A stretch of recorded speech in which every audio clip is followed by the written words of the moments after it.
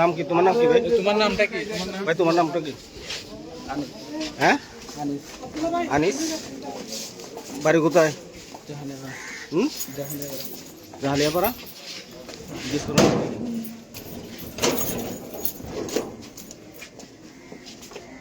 বসান।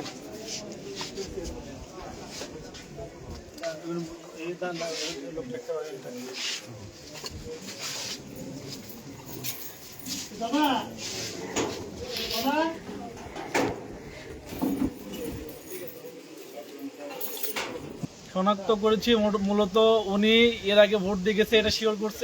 আমার হচ্ছে পোলিং অফিসার যারা আছে ওরা প্রথমে সন্দেহ প্রকাশ করছে যে উনি তো একবার অমোশনাল ক্যারেক্টার পুরোপুরি মুছে ফেলছে আর কি, কিভাবে যেন মুছতে যায় না।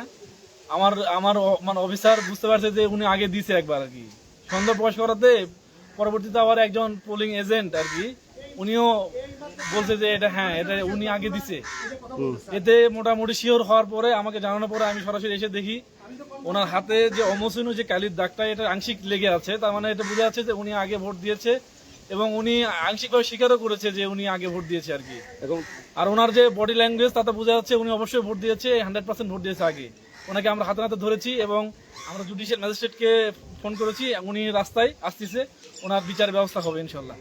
ধন্যবাদ। উনি কি স্বীকার করলো? জি উনি স্বীকার করেছে যে হ্যাঁ উনি এর আগে একবার ভোট দিয়েছে। উনি এখন বলতেছে যে ওনার বড় ভাই বিদেশ থাকে, ওই বিদেশের ভোট বড় ভাইয়ের ভোটটা সে দেওয়ার জন্য এখানে আসছে।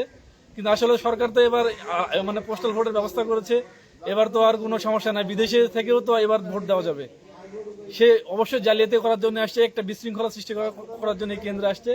ওর উপযুক্ত শাস্তি আমরা নিশ্চিত করবো ইনশাল্লাহ। ধন্যবাদ।